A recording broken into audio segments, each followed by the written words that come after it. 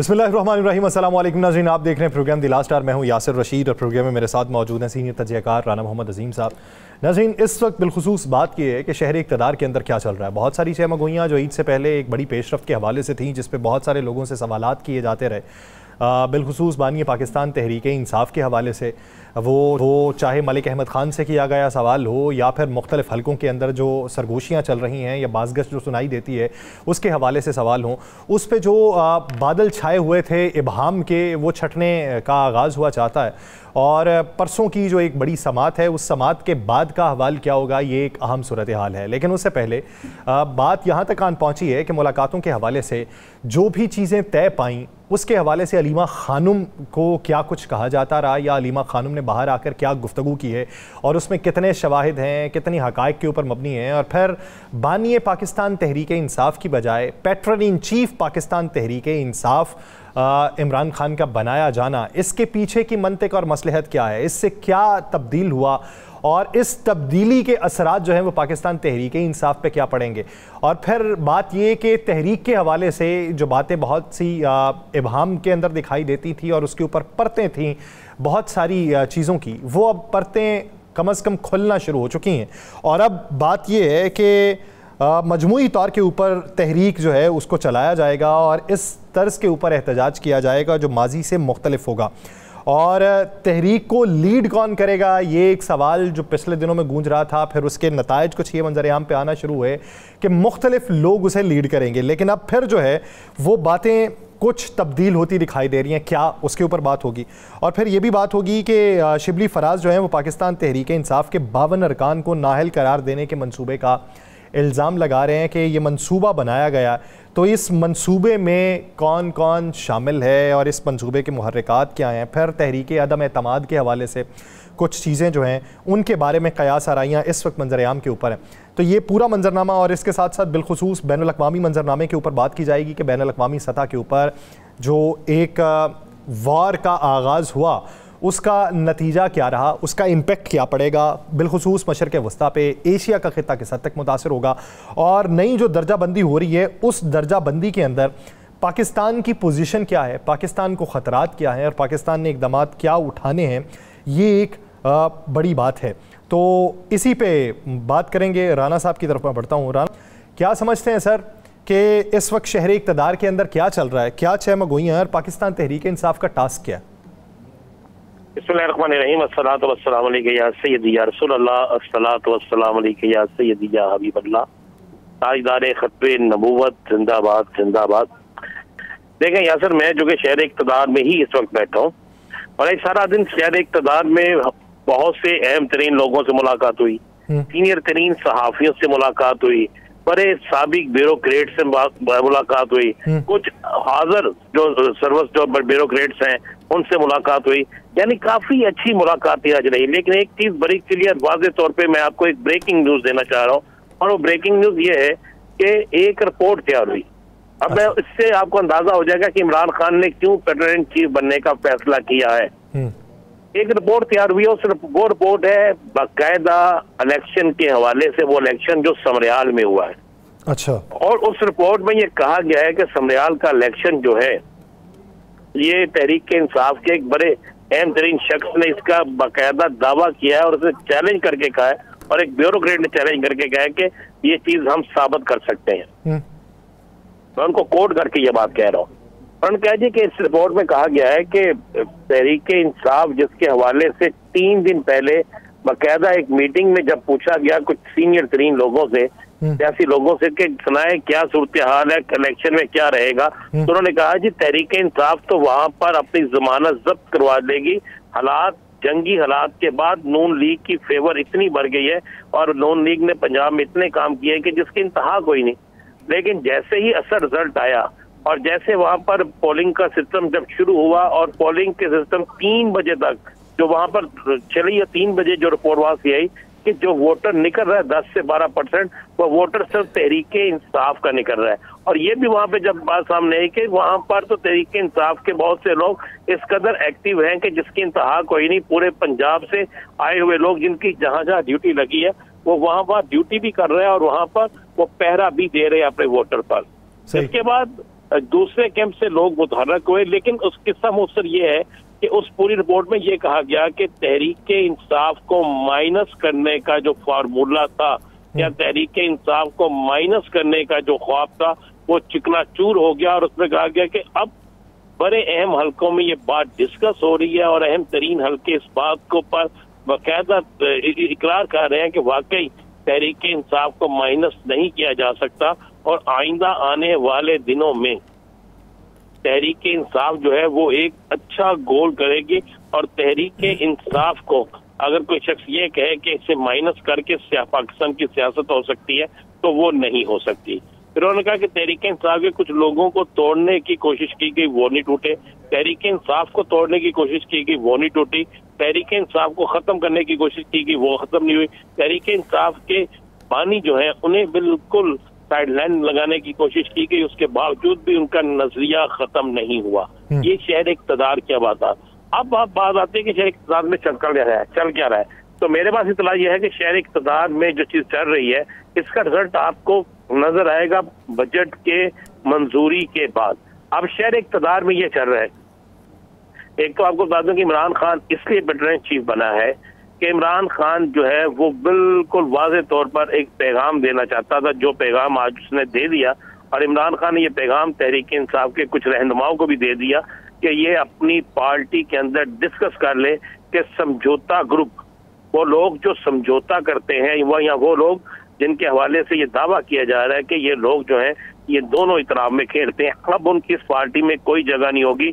अब सारे इख्तियारात जो हैं वो मेरे पास होंगे और बतौर पार्टी इन चीफ जो है। लेकिन राना साहब आपको ये लगता है कि इससे पहले खान साहब के पास ये इख्तियारात नहीं थे, यानी बानी से पैट्रन इन चीफ बनना वो क्या बेहतरी का सामान है, यानी क्या तब्दीली?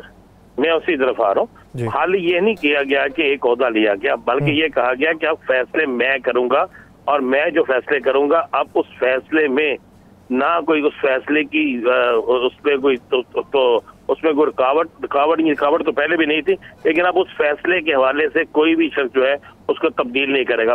असल रिपोर्ट ये गई थी बानी तहरीक इंसाफ के पास कि जब पहले भी एक दफा स्पीकर के खिलाफ अदम एतमाद की बात हुई थी तो तहरीक इंसाफ के अंदर से कुछ लोगों ने कहा था जी ना करें, तो ये इतला गई थी कि शायद कुछ लोग जो हैं वो नरम गुस्सा रखते हैं और दोनों इतराफ में खेल रहे हैं। अब बानी तहरीक इंसाफ ने कहा कि मैं खुद इसे चेक करता हूं, और जब मैं खुद चेक करूंगा और जब जो बयान भी मेरी तरफ से जारी होगा वही पॉलिसी बयान होगा। ऐसा नहीं होगा, आपने पहले देखा है कि कई 3 से 4 बयानात ऐसे थे जो बैरिस्टर गौहर की तरफ से चले और जिन पर बिल्कुल शदीद रद्द-ए-अमल आया। फिर कुछ बयानात ऐसे थे जो अलीमा खान की तरफ से एक ऐसा बयान चला कि जिस पर भी शदीद रद्द-ए-अमल आया कि ये कुछ लोग कुछ दो वाली जो पॉलिसी है ये तो किसी सूरत काबिल कबूल नहीं है। जिसके बाद अब एक ही बयान होगा जो बानी की तरफ से होगा, पैटर इन चीफ की तरफ से होगा। लेकिन राना साहब क्या अब वो स्पोक्स पर्सन भी हो जाएंगे तब्दील? क्योंकि मुलाकात करके आने वाला हर कोई हाल तो बयान करता है, माजी करीब में भी हर कोई अपने तई बयान कर रहा था, अब आके क्या वो ज़बानें जो हैं वो मोहतात हो जाएंगी, महदूद हो जाएंगी? महदूद हो या ना हो, एक बार एक ज़हन नशीन कर लीजिएगा। अब आपको बहुत सी चीज़ों में लचक भी नजर आएगी, बहुत सी चीज़ों में वो जो एक अचानक से सस्पेंस पैदा होता था वो भी नजर आएगा कि खत्म होता। अब वही बात होगी जो जेन्युइन अंदर से आएगी। अब उस बात में कोई 1% भी जो है वो चांस नहीं होगा कि जनाब इसमें ये चीज तब्दील होगी, इसमें ये चीज तब्दील होगी। और एक और खबर मैं आपको बड़ी खबर दे दूं यहाँ सर, ये बहुत बड़ी ब्रेकिंग न्यूज है। ये भी पाकिस्तान पीपल्स पार्टी के सीनियर तरीन लोगों ने अपनी आला क़यादत को ये बात कही है कि अगर हमने आने वाले वक्त में सियासत करनी है और पंजाब के अंदर से खासकर पंजाब के अंदर से अगर हमने कुछ सीटें लेनी है तो इसके लिए हमें हर सूरत में हमें मुस्लिम लीग नून को अलविदा कहना होगा, हुकूमत से बाहर निकलना होगा। और अगर हम हुकूमत से बाहर नहीं निकलते, मुस्लिम लीग नून को अलविदा नहीं कहते, तो फिर एक बात को ज़हन नशीन कर लें कि हम पंजाब में नशिस्त नहीं ले सकेंगे। पंजाब का 80% देहाती इलाका जो है, इलाका जात जो है, वो किसी सूरत में ना नून लीग को ना नून लीग का साथ देने वालों को वोट देंगे। इसका इजहार नदीम अफजल चांद ने अपनी प्रेस कॉन्फ्रेंस में खुल के किया है। और इसी तरह उन्होंने कहा है कि सिंध के अंदर अब हालात पहले से बहुत तब्दील हो चुके हैं, सिंध के अंदर भी एक तहरीक चल चुकी है, तो आने वाले वक्त में ना अपना घर हमारे पास रहेगा और ना ही अपना वो घर जिसकी हम उम्मीद लगा के बैठे हैं, ना वो घर हमारे पास रहेगा। एक ब्रेक लेनी है, ब्रेक लेने के बाद वापस आते हैं। इसी मंजरनामे में मजीद बात होगी। हमारे साथ रहनुमा मौजूद होंगे, कहीं नहीं जाएगा, स्टे विद अस।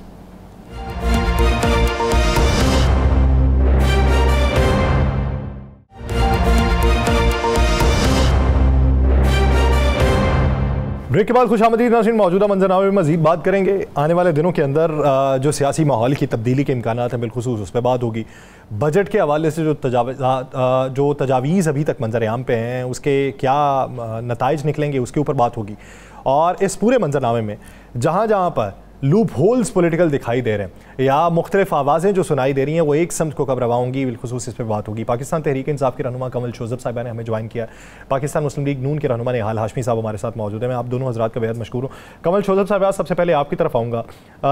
ये बताइए कि इसके पीछे मंतिक और मसलहत क्या है कि बानी से हट के पैट्रन इन चीफ बनना, और इसमें ये तब्दीली जो है इसके अंदर मुस्बत पेशरफ्त क्या है या इख्तियारात के अंदर जो है वो इजाफा क्या होगा?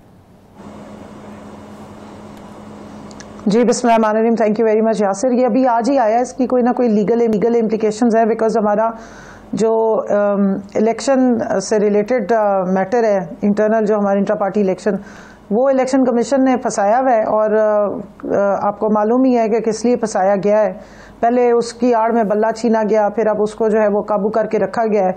पार्टी को हर वक्त शॉक्स दिए जाते हैं, तो यकीनन जो हमारी लीगल टीम है उसने इस चीज़ को पूरा देखा होगा। मुझे अभी एग्जैक्ट इसकी डिटेल्स पता नहीं है, लेकिन वो उन्हीं का लगाया हुआ पौधा है। आप उनको पैट्रन इन चीफ कह लें, फाउंडिंग चेयरमैन कह दें, बानी चेयरमैन कह दें, उससे फ़र्क नहीं पड़ता। इमरान खान पीटीआई है और पीटीआई इमरान खान है, उन्हीं के दम से है पीटीआई, और वो पैट्रन इन चीफ भी वही हैं और जाहिर है बानी भी वही है। बाकी सारी जो टीम है वो उन्हीं के साथ काम कर रही है। निहाल हाशमी साहब, सर पार्टी रहनुमा होना और उधर से पैट्रन इन चीफ हो जाना, आपका ताल्लुक कानून से भी है, क्या समझते हैं कि क्या फ़र्क होता है सर बुनियादी तौर पे इस पे? बिस्मिल्लाहिर्रहमानिर्रहीम, ये उस पार्टी का अपना फैसला है। वो पार्टी रहनुमा हो, चेयरमैन हो, पैट्रन इन चीफ हो, और इससे कोई फर्क नहीं पड़ता। इस टीम में से इख्तियारात का कोई फ़र्क नहीं होता सर? देखिए, जो पार्टी चेयरमैन, अगर पार्टी के आइन में उससे इख्तियारात दिया हुआ है तो अपने इख्तियारात को वो इस्तेमाल कर सकते हैं। और अगर पार्टी किसी एक शख्स के ऊपर मुतफिक है तो वो चेयरमैन भी बन सकते हैं, वॉलंटियरली चीफ भी बन सकते हैं, रहनुमा भी बन सकते हैं। ये इम्पोर्टेंट नहीं है। ठीक, राना साहब आप कमल साहिबा से सवाल कर सकते हैं। कमल साहब, ये तो बताया कि खान साहब ने आज बड़ा ऐलान कर दिया है, और इस बड़े ऐलान के पीछे असल वजह क्या है? वैसे भी तो इमरान खान साहब की हर बात मानी जाती थी, लेकिन आज पैट्रन इन चीफ बनना, इसके पीछे कोई खास मकासद है? बानी चेयरमैन भी वही है, मैंने जैसे पहले कहा, और जो फैसला उन्होंने पहले ही सुना दिया था, लेकिन ऑब्वियसली उसकी लीगल इम्प्लीकेशंस यकीनन है जो मेरे अभी इल्म में नहीं है। वो अच्छे फील्डर भी बन सकते हैं, अच्छे बॉलिंग और बैटिंग के लिए उनको बाहर आने की भी जरूरत नहीं है, वो अंदर से ही बैठ के सारा कुछ कर लेंगे, और वो फील्ड में बहुत अच्छे चीफ हैं। इंशाल्लाह आप देखेंगे पैट्रन इन चीफ की जो पावर्स हैं या जो उसको एक्सरसाइज करना है, मोस्ट लाइकली उसमें लीगैलिटीज ज़रूर इन्वॉल्व है, जिसका भी मुझे इल्म नहीं है। लेकिन बहरहाल जो अनाउंसमेंट्स उन्होंने की हैं कि वो खुद इसको लीड करेंगे, यकीनन करेंगे। और इस दफ़ा उन्होंने कम्युनिकेशन स्ट्रैटेजी भी बेहतर दी है, ताकि अगर हमें इनकम्युनिकाडो किया जाता है या खान साहब को से मुलाकातें रोकी जाती हैं या लोगों का उनके साथ उनको आइसोलेशन में फिर से खुदा न खास्ता डाला जाए कि ताकि बाहर कोई खबर रहे, तो इस तरह का कोई मसला नहीं होने वाला, क्योंकि वो पूरी स्ट्रैटेजी और पूरी फील्डिंग और सारा जो भी मामलात है वो इस दफ़ा पहले से वो कम्युनिकेट कर चुके हुए हैं, और पूरा लाएअमल के तहत ही एहतजाज जो है वो इंशाल्लाह होगा। और क्यों होगा? पाकिस्तान में रूल ऑफ लॉ के लिए होगा। अदालतें क्योंकि काम नहीं करी इसलिए होगा। जजेस जो है वो अपने फैसले आज़ादाना तौर पे नहीं दे रहे इसलिए होगा। और जब हम जो केसेस लगने चाहिए वो लग नहीं रहे इसलिए होगा। और 26वीं आईनी तरमीम के बाद जिस तरीके से तमाम अदालतों को अंडरमाइन कर लिया गया और उनको एग्जेक्टिव के नीचे ले आया गया है, ये आज़ाद अदलिया के लिए एक बहुत बड़ा सवालिया निशान है। मैं समझती हूँ कि ये जो तमाम दूसरी जमातें अपने आप को सियासी जमातें कहती हैं, अगर ये वाकई इस मुल्क में सियासत करना चाहती हैं, जमहूरियत को तो इन्होंने रुखसत कर दिया है, तो ये बात याद रखें कि वक्त बदलते टाइम नहीं लगता। और ये जो अदालतों के सिस्टम आज आप कर रहे हैं, तो देखें ये इंसाफ अगर मुल्क से बिल्कुल ही आप नापैद कर देंगे तो इंसाफ की जो तहरीक है उसके लिए फिर को जरूर फील्ड में आना पड़ेगा। ठीक। निहाल हाशमी साहब, अगर देखा जाए सर, मौजूदा हालात को देखें तो पाकिस्तान पीपल्स पार्टी वफाक के अंदर आपकी इत्तेहादी तो है, मानना तो पड़ेगा कि उन्हीं के वोट से हुकूमत कायम है। क्या वजह है कि उनके तहफ़्फ़ुज़ात दूर नहीं किए जा सके? सड़कों चौराहों में बैठ के प्रेस कॉन्फ्रेंस करके वो बाकायदा तौर पे ये कहें कि नून लीग का साथ देने की वजह से लोगों ने हमें भी वोट नहीं दिए और नून लीग को भी नहीं दिए। इस नहज तक जो बात पहुंच रही है और अब जनूबी पंजाब में वो लोगों को इकट्ठा कर रहे हैं, क्यों राज़ी नहीं कर सके उन्हें? देखिए जी, मैं आपसे एक बात कहूँ, आप जमा खातिर रखें, ये हमारा इत्तेहाद था है और इंशाल्लाह ये कायम दायम रहेगा। सियासी जमातों को और उनके कारकुनों को ये राइट है तो अपने बयान, अपने माफी जिंदगी बयान करें, मगर जिस लेवल पे फैसले होते हैं उस लेवल पे फैसले हो जाते हैं। और मुस्बत अंदाज से ये हुकूमत भी चल रही है, पीपल्स पार्टी भी चल रही है, उसकी इत्तेहादी भी चल रहे हैं, तो आप फिक्र ना करें, आप उससे तकलीफ से बाहर आ जाएं। मैं आप लोग की गुफ्तगू बड़े देर से सुन रहा हूँ। आप एक गुफ्तगू एक बंदे के गिर्द घुमा रहे हैं जो को बात करनी चाहिए जेलर से, जेल सुपरिटेंडेंट से, अदालतों से, अपने वकीलों से। उनके बेचारे के रिहाई के लिए आप लोग कोई अच्छे वकील और अच्छे ग्राउंड तैयार करने के बजाय आसमानी और हवाई सेने बना रहे हैं कि पीपल्स पार्टी क्या करे, मुल्क स्मूथली आगे चल जाए। आज पाकिस्तान को जरूरत है साझा पॉलिसी को और ज्यादा प्रोएक्टिव बनाना, मिलिटेंट को और ज्यादा प्रोएक्टिव बनाना, इंडस्ट्रियलाइजेशन करना, अपने दिफा को और ज्यादा मजबूत करना। मैं आपकी बातें सुन रहा था, मैं सोच रहा था कि जब खान साहब इस मुल्क के वज़ीर-ए-आज़म थे तो क्या इस मुल्क में दूध और उसकी शहद की नहरें बह रही थी, और वो निकल के अगर वो निकल जाएंगे तो मेरे राणा साहब जब कह रहे तो मुझे अजीब सा लग रहा था, उनके निकलने से क्या सब चीजें सस्ती हो जाएंगी, चीजें इन ऑर्डर आ जाएगा, डिसिप्लिन हो जाएगा? ऐसा नहीं है। हमें बात करना चाहिए जिससे मुल्क के 24-25 को लोगों को फायदा हो। हम फर्ज के गीत घूम रहे होते हैं, फर्ज को हम दिखा रहे होते हैं, सब लोग जरूर होंगे, मगर पाकिस्तान की अवाम फर्ज के गीत नहीं घूम रही है, वो अपने मामला के गीत घूम रही है। और पाकिस्तान को इंटरनेशनली अब ये रिकॉग्नाइजेशन किया जा रहा है कि हमारी मैशत बेहतरी की तरफ जा रही है, महंगाई नीचे आ रहा है, इन्फ्लेशन कम हो रहा है। हाँ, कौमों की तारीख में सख्तियाँ और परेशानियाँ जरूर होती है, मगर अल्हम्दुलिल्लाह पाकिस्तानी कौम ने अपनी सख्तियाँ, अपनी परेशानियाँ जो है ओवरकम कर रही है और चल रही है। ठीक है कमल साहिबा, आपका जवाब लूँगा इस पे जो हाशमी साहब ने बात की, लेकिन उन्होंने मुखातिब राना साहब को भी किया। राना साहब, निहाल हाशमी साहब कहते हैं कि इस वक्त के जो मुतालबात हैं या इस वक्त के जो इकदामात हैं वो और हैं और आपकी गुफ्तगू किसी और मंजरनामे में। देखिए, निहाल हाशमी साहब मेरे लिए बहुत मोअज़्ज़िज़ है और मैं इनकी बड़ी इज्जत करता हूँ। ये एक वर्कर आदमी है और उन्होंने अपनी पार्टी के लिए बहुत कुछ किया है, मैं इनकी बड़ी इज्जत करता हूँ। लेकिन मैं इनसे एक बात पूछना चाहता हूँ, मैं बतौर एक सहाफ़ती तालिब इल्म के ये बात पूछना चाहता हूँ कि बिल्कुल इमरान खान के दौर में दूध की और शहद की नहरें नहीं बह रही थी, लेकिन ये बता दें कि सबसे ज्यादा इक़्तिदार में ये और इनके इत्तेहादी रहे हैं। तो दूध की और शहद की नहरें कब से बहना शुरू हो जाएगी कि अवाम को वो रिलीफ मिले जिस रिलीफ की अवाम उम्मीद लगा रहे हैं, जिस रिलीफ के लिए अवाम जो है खुदा के हुजूर गिर गिरा के दुआएं कर रहे हैं, जिस रिलीफ के लिए किसान, मजदूर और आम आदमी जो है वो तमन्ना रख रहा है, ये बता दें मुझे। जी हाशमी साहब। नहीं, ये बहुत अच्छी बात की इन्होंने इशारा भी किया, हमें इन्होंने ये कहा कि हम अपने काम को बेहतर अंदाज में और बड़े तफाकती से करें। मैं इनका ममनून हूँ और मशहूर हूँ कि हमें अगर हमारी कोई कमी कोताहियाँ हो तो उससे निशानदेही जरूर करना चाहिए, यही एक अच्छे सहाफ़ी की पहचान होती है। और मैं इनकी इस बात का अप्रिशिएट करूँगा और मैं भी इनका उससे ही एहतराम करता हूँ और करना भी चाहिए, क्योंकि सहाफ़ी अपना राय रखता है, उसे बेलाग राय देने का हक है। और अगर हर वक्त हुकूमत की तारीफी की जाए तो वो तो काफिलसी हो जाएगी। तो ऐसे सहाफ़ियों को मैं अप्रिशिएट करता हूँ, मगर साथ साथ मैं ये चाहता हूँ कि जिन हालात से, जिन मामला से ये मुल्क गुजरा है, जिन बहरानों से हम निकल के गुजरे हैं उसके हल के लिए भी निशानदेही जरूर करें।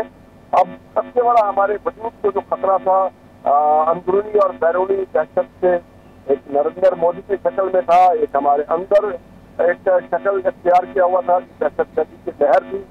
अल्हम्दुलिल्लाह हुकूमत और अफवाज पाकिस्तान ने बड़े तरीके से देखी, जब किसी मुल्क में लॉ एंड ऑर्डर बेहतर ना हो तो वहाँ पे मैशत की तबाही के धाने पे पहुंच जाती। अब हमारी यहाँ लॉ एंड ऑर्डर भी बेहतरी की तरफ जा रही है, हमारे बॉर्डर भी सिक्योर हो चुके हैं।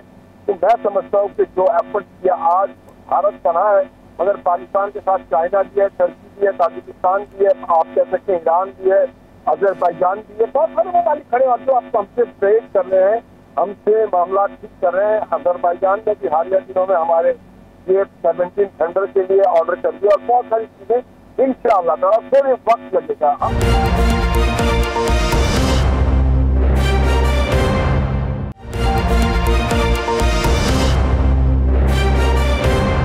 कमल साहिबा, निहाल हाशमी साहब ने जो बातें की उन्होंने तो हालात की बेहतरी की बातें की, और राना सनाउल्लाह साहब भी ये कहते हैं कि अगर कौम ने इत्तेहाद का मुजाहरा किया तो जो काम 76 सालों में नहीं हुए वो 2 सालों में हो जाएंगे। तो फिर आप लोग सब्र कर लें। देखिए, जहाँ तक दिफाई मंजरनामे की बात है तो कौम ने बिल्कुल इत्तेहाद किया। मेरे हल्का जो था इनने 166 अहमदपुर चरकिया में सबसे पहले मिसाइल अटैक हुए हैं रात को, फिर भावलपुर में हुए हैं, मतलब उस इलाके से शुरू है, वो पंजाब में ही आता है। तो 9 जगहों पे जहाँ पे अटैक हुए इनमें से 7 अटैक्स जो हैं वो पंजाब में हुए। लेकिन दूसरी बात यह है कि जहाँ तक सियासी मंजरनामे की बात है तो दिफाई मंजरनामे को सियासी मंजरनामे से अलग रख के देखा जाए तो बेहतर होगा। अब आप देखें कि कल जो आपको परसों सियासी मंजरनामा है वो एक आपको पंजाब के सियालकोट में संबड़ियाल PP 52 के इलेक्शन में नजर आ गया, और इनके ही इत्तेहादी हैं जो वो मान रहे हैं कि इनकी वजह से तो उनको भी वोट नहीं पड़े। लोगों में एक नफरत है, एक रिजेक्शन है। अगर इतनी जबरदस्त कारनामे थे तो आवाम क्यों नहीं निकली? फिर आपको क्यों रात को डब्बे जो हैं वो उठाने पड़े? पहले आपको बैलेट जो है वो स्टफिंग करनी पड़ी बॉक्सेस में, उसके बाद रात को पूरे अमले समेत जो है वो आपको पूरे बॉक्सेस उठाने पड़े। और धांधली की पहले तो एक छुपी धांधली होती थी, अब तो नंगी धांधला होती है, नंगा धांधला किया जाता है। अवाम आप सारों ने दिखाया, कंटेनर्स रखे जाते हैं, आरओ का ऑफिस जो है वो नोगो एरिया बनाया जाता है। फिर पहले तो पोलिंग एजेंट्स पे ही सिर्फ हाथ साफ करते थे, लेकिन जब से ये 8 फरवरी का इलेक्शन हुआ है पोलिंग एजेंट्स तो पहले ही भगा देते हैं, उसके बाद प्रिजाइडिंग ऑफिसर्स को उठा लिया जाता है। फिर बैलेट बॉक्सेस तो मुझे बताएं किसी प्लास्टिक की शालमी में तो मिल नहीं रहे, इलेक्शन कमीशन के अपने ही दिए हुए बैलेट बॉक्सेस होते हैं ना। तो अगर इस किस्म का आपको तमाशा करना पड़ जाता है तो इसको फिर आप ये तो नहीं कह सकते कि हर तरफ जो है वो दूध शहद की नहरें बह रही हैं, या फिर दूध शहद की नहरें जो हैं वो समड़ियाल तक पहुंची नहीं, अभी कहीं पीछे ही खुदाई हो रही है उनकी। तो इसलिए थोड़ा सा आप देख लें कि अगर आपने सियासत और जमहूरियत दोनों चीजों को लेकर इस मुल्क में चलना है और आईने पाकिस्तान को अपहोल्ड करना है, तो फिर आपको दिन दिहाड़े 26वीं आईनी तरमीम करने के लिए सुबह 3 बजे लोगों को खड़ा करके तकरीरें कराने और 10 लोगों को घर से उठाने की क्या जरूरत है? तो इसलिए पब्लिक का जो सेंटीमेंट है उसको आप नहीं दबा सकते। पब्लिक का सेंटीमेंट जिस वक्त अपनी पाक फौज के साथ था, मुल्क की दिफा की बात हुई, आप देखें कि बयानिए में भी उनको कामयाबी, और अल्हम्दुलिल्लाह हमारे ही भाई बेटे हैं ना, मेरे अपने कितने सारे फैमिली के लोग जो हैं वो उस वक्त बॉर्डर पे गए हुए थे लड़ाई लड़ने के लिए। तो प्लीज ये मत करें कि जनाब कोई एक जमात है जो मुल्क की सबसे बड़ी सियासी जमात है तो वो बिल्कुल अलग किसी सेगमेंट से उठकर आती है और बाकी सारे जो है वो कोई शीरो शक्कर कौम एक बनी हुई है। यही आपके लोग हैं, यही उन्हीं की आवाजें आप कितनी दफा दबाएंगे? और जहां तक आप शुरू में भी बात कर रहे थे, देखिए मेरे इलाके में तो सारा किसान मर गया है बेचारा, ना उसको गंदम के पैसे मिले, और जो सब्जियां जिन्होंने बोई थी, जो छोटे जिम्मेदार है वो सब्जियों की मौजूदगी में उन्होंने ट्रैक्टर चला दिए कि किस तरीके से सब्जी पहुंचाने का कोई हिसाब ही नहीं है। आप कह रहे हैं कि जी हमने महंगाई खत्म कर दी। किस तरह महंगाई खत्म हो गई? आज अगर आपने किसान को की जो प्रोडक्शन थी, जितनी उसको कॉस्ट पड़ी थी, 3500 रुपए अगर कॉस्ट पड़ी थी, और उसके बदले में आप देखें गंदम जो है वो 1800 रुपए भी फी मन नहीं मिली। यानी आप बकरा मंडी चले जाएं, 1 किलो गोश्त 2400 रुपए मिल रहा था, इस वक्त बकरे छोटे से छोटा बकरा भी जो है वो 1 लाख रुपए से कम नहीं मिल रहा। इधर आप कह रहे हैं कि जनाब बड़ी जबरदस्त महंगाई कम हो गई है, दुनिया में जो है वो लोग इस वक्त नारे मार रहे हैं खुशी से। इस वक्त आप बाहर जाके देखें तो सही, जो खानदान 2 वक्त की रोटी खा लेते थे वो आज 1 वक्त की रोटी को भी तरस रहे हैं, और जो पहले कहीं कभी कभी सालन में कोई गोश्त मुर्गी खा सकते थे वो उनको तो अब सब्जी भी नसीब नहीं हो रही। तो रियलिटी रियलिटी चेक यही है, जब आप ग्राउंड पे निकलते हैं, ग्राउंड की बात करते हैं, तो ग्राउंड पे लोगों का सेंटिमेंट वो था जो आपको समड़ियाल में नजर आ गया, और वही था सेंटिमेंट जो नदीम अफजल चंद साहब ने बता दिया है, या पीपल्स पार्टी जिसकी वजह से बता रही है कि जब आपको अगर धांधली करके ही अभी भी आपने सीटें जीतनी है और एक पीपी में आपको इतना जोर लगाना पड़ गया है, तो फिर मेरा ख्याल है कि थोड़ी सी सियासत में गुंजाइश पैदा करें, आपने आने के लिए भी, आगे आने वाली आवाम के लिए भी रास्ते खोलें। कंवल साहबा, हम सब चाहते हैं पाकिस्तान की तरक्की, पाकिस्तान का सियासी और मुआशी इस्तेहकाम। इमरान खान साहब भी कहते थे कि हर हुकूमत को वक्त पूरा कर लेने देना चाहिए, तो आप इन्हें 2 साल मजीद पूरा कर लेने दें। अगर उसमें मुआशी इस्तेहकाम आ गया तो ये मुल्क के लिए बेहतर होगा, ना ला सके तो लोग आपके साथ आपको खुद वोट देंगे। राना साहब, मैं आज भी इसी बात पे स्टैंड करती हूँ और खान साहब भी इसी बात पे स्टैंड करते हैं, लेकिन जो हुकूमतें अवाम लेकर आती है उनको वक्त पूरा कर लेना चाहिए। जो हुकूमतें कहीं और से आ जाती हैं और अवाम के डाले हुए वोट को उठा के फेंक दिया जाता है, ना वो अवाम की राय उनके साथ है, ना अवाम के वो चुने हुए नुमाइंदे हैं, और ना अवाम उनके वजह से खड़ी है। और फिर आप रूल ऑफ लॉ खत्म करके दुनिया पाकिस्तान में आपने आइन की जो सुप्रीमेसी है, स्पिरिट ऑफ आइन है, वो खत्म करके, सुप्रीम कोर्ट की ज्यूरिस्प्रूडेंस को खत्म करके, नीचे कोर्ट्स में आपने अपनी मर्जी की कोर्ट पैकिंग करके, अगर इस तरीके से डंडे के साथ अगर आपने हुकूमत चलानी है तो फिर ऐसी हुकूमत का क्या फायदा। फिर आप खुद बताएं, 8 फरवरी को जो वोट डाला था और 9 फरवरी को जो चोरी हो गया था सारा मैंडेट, तो उस पर जब हम कहते हैं कि आप हमारे ट्रिब्यूनल के केसेस को फ्री एंड फेयर चलने दे, 3-3 दफा इन्होंने हमारे जजेस बदल दिए, ट्रिब्यूनल के जो करने थे, फिर केसेस उड़ा दिए, बेतुकी बातों पे केसेस उड़ाए। मैं आज बता रही हूं, मेरा केस किस बात पे टेक्निकल ग्राउंड पे उड़ाया है। 16 फरवरी को रिटर्न कैंडिडेट का नोटिफिकेशन इश्यू होता है और आप कह रहे हैं कि नहीं जी 13 को पहला हुआ था, 16 को दूसरा हुआ था, 13 पे क्योंकि इन्होंने केस नहीं किया इसलिए उड़ा दिया। दुनिया में अगर एक ही इदारा एक के बाद दूसरा नोटिफिकेशन दे भी दे तो जो बाद में आता है नोटिफिकेशन वो वैलिड होता है। हमारे यहाँ जो है वो नाव में नदी डूबती है या नदी में नाव नहीं डूबती है। तो अब ये अगर मुल्क को उल्टे हिसाब से चलाएंगे तो फिर अगर आप गोल गोल घुमाएंगे तो तरक्की तो नहीं होने वाली। अवाम की रिप्रेजेंटेशन होगी, अवाम की लाए हुए नुमाइंदे बैठे होंगे तो जरूर पाकिस्तान तरक्की करेगा। हाशमी साहब, क्या मुस्तनद जवाब देंगे इसका? एक तो मैं सबसे पहले कमल साहब का शुक्रिया अदा करूंगा कि उन्होंने कम से कम हमारे पार्टी के सीएम साहबा मोहतरमा मरियम नवाज साहबा को कहा कि वो अपने सूबे की वालदा, और वाकई वो वालदा की तरह बिहेव करती हैं, एक्ट करती हैं अपने किसानों के साथ, मजदूरों के साथ, नौजवानों के साथ, सरकारी एहलकारों के साथ, is really treating everyone like family. इसके लिए मैं शुक्रगुजार हूँ। अच्छा, ठीक बात अभी उन्होंने कहा कि आंधी, तो मैं याद कर रहा था कि 2018 में तो जब वो आरटीएस बैठ गया था उसको आंधी कहते हैं नहीं कहते हैं, मैं यही सोच रहा था कि उसको क्या कहते हैं। और फिर मैं ये सोच रहा था कि 2014 में जो वो धरना डाल दिया गया था एक हुकूमत के खिलाफ, और फिर उसको इन्होंने अभी खुद कहा कि अवाम ने नहीं भेजा, किसी और तरीके से हुकूमत को भेज दिया गया, तो इनको तो कम से कम पार्लियामेंट ने भेजा था वापस। पर मैं ये समझता हूँ कि जो डस्का में हुआ था, डस्का और समरियाल ज्यादा फासले पे नहीं है, और समरियाल में जो विनिंग मार्जिन है वो डस्का के विनिंग मार्जिन से बड़ा अलग है। और मैंने ये भी देख लिया कि जो धांधला था और जो धुंध था डस्का में, तो हम भूले नहीं इस चीजों को, और हमें याद है और हमें पता है कि 4 साल, ये जो पूरे 11 साल तक एक ही एजेंडा रहा है, वो एजेंडा ये है कि पाकिस्तान की हुकूमत को नहीं, पाकिस्तान को डिस्टेबलाइज किया जाए।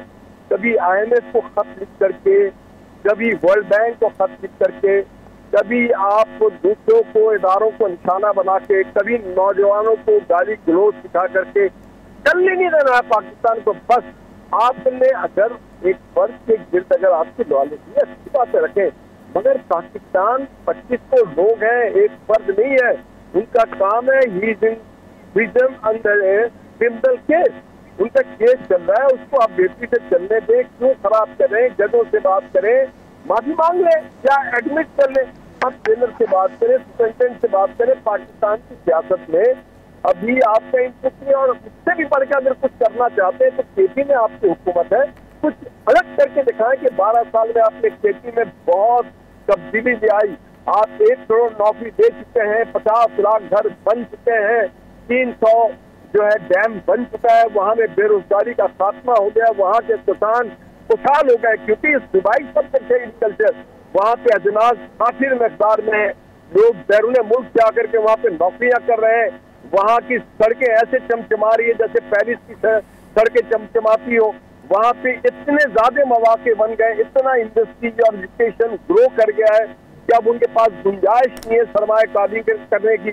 अगर ये सब कुछ खेती में है, वहाँ पे डॉक्टर्स, इंजीनियर्स, टीचर्स, वो कोई भी एक शख्स बेरोजगार नहीं है। वहाँ की मार्केट जो है बहुत सस्ती हो चुकी है।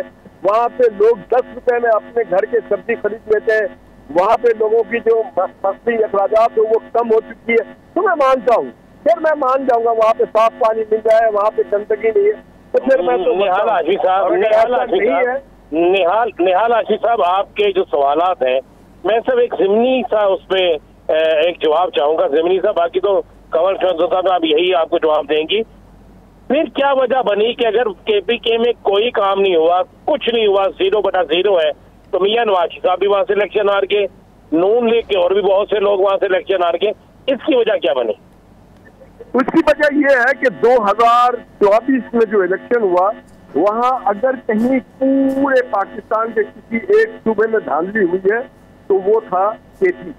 और ये बात मैं नहीं कह रहा हूँ, ये तो मौलाना फजलुर रहमान साहब भी कह रहे हैं, ये बात पीपल्स पार्टी भी कह रही है, वहाँ के आजाद लोग भी कह रहे हैं कि KP में जो धांधली हुई है शख्सुल मिसाल धांधली की गई थी, ताकि वहाँ पे इनकी हुकूमत की कंटिन्यूटी हो, क्योंकि उस वक्त फैज हमीद की लेगेसी मौजूद थी और उस लेगेसी ने अपना काम दिखाया।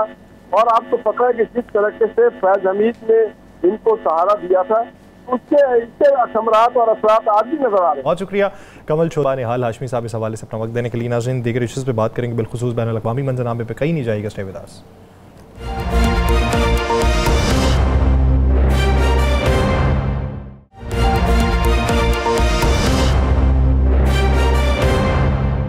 ब्रेक के बाद खुशामदीद नाज़रीन, बैनुल अक़वामी मंजरनामे में बात करेंगे। आलमी मंजरनामे में इस वक्त जो लॉबिंग हो रही है वो किस तरफ की है, और दूसरा बिलखुसूस अगर गज़ा का महाज जो है उसको बंद करके इजराइल उसे वक्ती तौर पे बंद करके नजरें किसी और तरफ को जमाना चाहता है, तो उसके पीछे के टारगेट्स क्या हैं।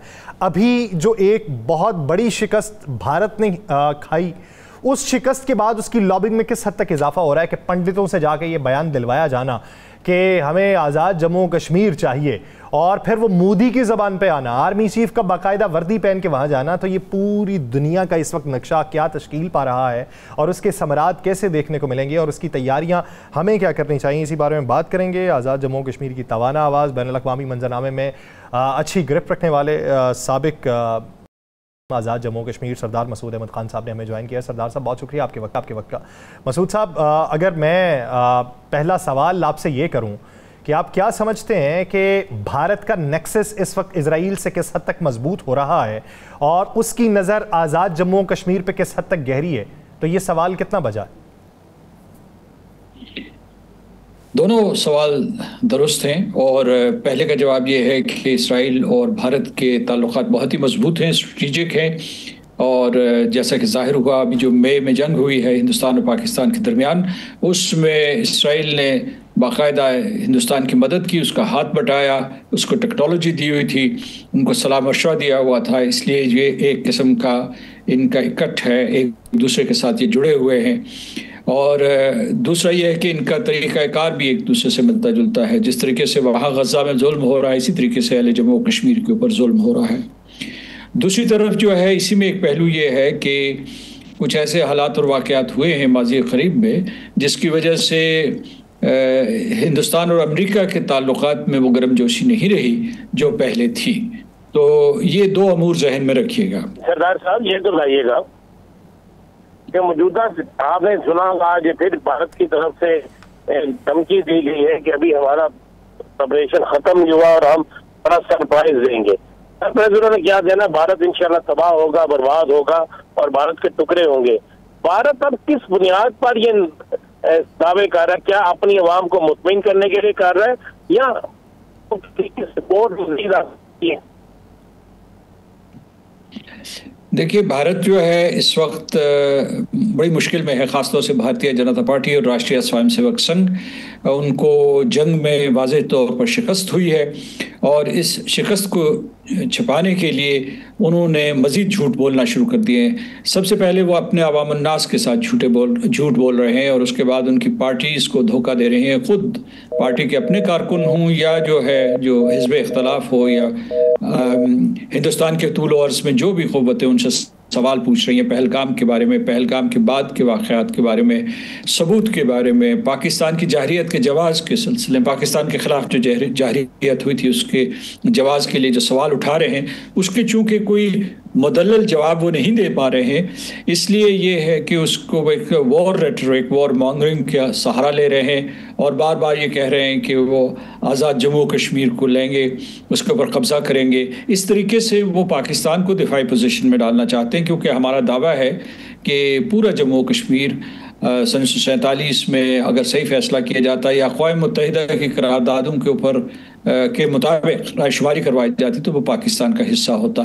तो ये एक किस्म की बयानिए की तकनीक है कि पाकिस्तान कहे नहीं आज़ाद कश्मीर तो मेरा हिस्सा है, और ताकि वो मकबूजा जम्मू कश्मीर को भूल जाए। तो पाकिस्तान ऐसा नहीं करेगा। दूसरा ये है कि उनका जो मजहबी जुनून है वो उनकी सियासत को डिफ़ाइन करता है कि जो यानी ये कि वो इस वक्त जो है अगरचे मुश्किल में है, लेकिन उनने इस किस्म की जहन साजी हिंदुस्तान में की है कि वो या तो अपने इर्द गिर्द जितने भी ममालिक हैं हमसाय मोहल्ले वक़ू में या जो उनके नेबरहुड में जो ममालिक हैं उनको या तो मगलूब करें या उन्हें ताबे करें। पाकिस्तान न मगलूब होगा न ताबे होगा, बराबरी की सतह पे आके खड़ा हो गया है और ये बड़ा तकलीफ दे अम्र है जिसको छुपाने के लिए वो ये मुख्तलिफ़ किस्म के ढोंग रचा रहे हैं। अच्छा मसूद साहब, कुछ इत्तलात ये भी हैं कि जो मिलिट्री बेस है जम्मू कश्मीर की उसको इजराइल इस्तेमाल करेगा ईरान के ख़िलाफ़ भी और पाकिस्तान के ख़िलाफ़ भी, और हमने जिस तरीके से असलहा पहुँचाया गया भारत को, उसका नेक्सस देखा, वो चेन देखी, तो कहीं ना कहीं पे ये खबर मुस्तनद मालूम होती है। आपके ज़राए क्या बताते हैं या आपकी नज़र क्या देख रही? मैं इस सिलसिले में पूरे यकीन के साथ कुछ नहीं कह सकता, लेकिन जो आपने सवाल पूछा है उसमें छुपा हुआ एक और सवाल ये है कि क्या वो पहले से वहाँ मौजूद नहीं है। तो ये जो है इसके सिलसिले में क़यास आराई की जा सकती है और इसमें जो है फ़ौजी माहिरीन ज़्यादा बेहतर जवाब दे सकते हैं, लेकिन हमें तैयार होना चाहिए क्योंकि हिंदुस्तान ने जो भी कार्रवाई की है वो उसमें इसराइली छाप भी नज़र आ रही है। अच्छा मसूद साहब, एक और चीज़, आलमी अदालत इंसाफ अक़वाम मुत्तहिदा उसके फ़ोरम पर बेशुमार करारदादें मंजूर होती हैं, लेकिन उसके ऊपर अमल दरामद जो ताकतवर मुल्क हो वो नहीं करता, वो उसको सरफ़े नज़र कर जाता है। अब एक चाइना का फ़ोरम जिसके अंदर ममालिक जो हैं वो अपने आप की इनरोलमेंट करवा रहे हैं, जिन्हें ये लगता है कि जो यूरोपियन ब्लॉक है उसका असर आलमी अदालत इंसाफ के ऊपर ज़्यादा है, तो ये जो एक नया फ़ोरम उसके पैरेलल बन रहा है, क्या इस फ़ोरम से आप कश्मीर की आवाज़ को मज़ीद तवाना होते देखते हैं? देखिए, हम ये देखेंगे कि ये अदालत कैसे तश्कील पाती है, इसके कौन जजेस हैं, इसके क्या इख्तियारात हैं, इसका दायरा कार क्या है, कौन से मुकदमे ये लेते हैं, कौन से मुकदमे नहीं लेते हैं। लेकिन एक चीज़ वाज़ेह हो चुकी है इस अदालत के ऐलान से या इसके इजरा से, वो ये है कि जो आलमी निज़ाम था या अदालती निज़ाम था वो नाकाम हो चुका है, क्योंकि आलमी निज़ाम जो दूसरी जंग अज़ीम के बाद अमेरिका की क़यादत में मुआरज़े वजूद में आया था वो तबाह बर्बाद हो गया है, और उसको तबाह बर्बाद करने वाले ख़ुद अमेरिका के और मगरबी ममालिक हैं। जो सज़ाएँ उन्होंने जर्मन्स को दी थी इसी क़ानून के तहत, जो जेनोसाइड कन्वेंशन ऑफ 1948 था, वही क़ानून जो है वो इसराइल के ऊपर नाफिज़ुल अमल नहीं हुआ। तो इस वजह से ये हुआ कि न सिर्फ जो है दुनिया इस वक्त पोलराइज हो रही है, और पोलराइज तो मतलब ये कि मल्टीपोलर वर्ल्ड बन रही है। पहले अमेरिका जो है दुनिया का अभी भी ताकतवर तरीन मुल्क है, लेकिन अभी चीन और रूस उभरे हैं, और उसके बाद जो जिसको आप ग्लोबल साउथ कह रहे हैं उसमें बहुत सी जो क़ुव्वतें हैं वो उभर के सामने आ रही हैं दुनिया के नक्शे पे। तो ये इससे ये साबित हुआ कि बैनुल-अक़वामी क़वानीन का एक बहरान है जिससे निपटने के लिए लोग दूसरे अदालती निज़ाम कायम कर रहे हैं। इसमें थोड़ा सा मैं ये इजाफ़ा करूँगा कि इसी तरीके से जो माली निज़ाम है जिसको ब्रेटन वुड्स इंस्टीट्यूशंस कहते हैं, जो इस नए आलमी निज़ाम का हिस्सा था उससे भी लोग मुतमईन नहीं हैं, जिसकी वजह से AIIB, ये जो बेल्ट एंड रोड इनिशिएटिव के साथ एक मुल्हिक बैंक चीन के ज़रिए क़यादत, और इसी तरीके से जो है न्यू डेवलपमेंट बैंक जो है ब्रिक्स का बन रहा है। SCO भी सोच रही है कि जिसका इंटर बैंक कंसोर्टियम है उससे एक नया जो बैंकारी का, आलमी बैंकारी का एक ढांचा तश्कील दिया जाए। तो ये सब इस चीज़ के इशारे हैं कि जो आलमी निज़ाम है वो ना इंसाफ दे रहा है, ना जो है माशी तरक्की का ज़ामन हो रहा है। लिहाजा बेशतर अक़वाम को, जिसमें पाकिस्तान भी शामिल है, उसे अपनी क़ुव्वतों का, अपनी इस्तेदाद का सहारा लेना पड़ेगा। बहुत शुक्रिया सरदार खान साहब इस हवाले से अपना वक्त देने के लिए। नाज़रीन, प्रोग्राम का वक्त ख़त्म हो जाता है, मुझे और राना साहब को दीजिए इजाज़त। आपसे मुलाकात होगी कल के रोज़। अपना बहुत सा ख्याल रखिएगा। अल्लाह निगहबान।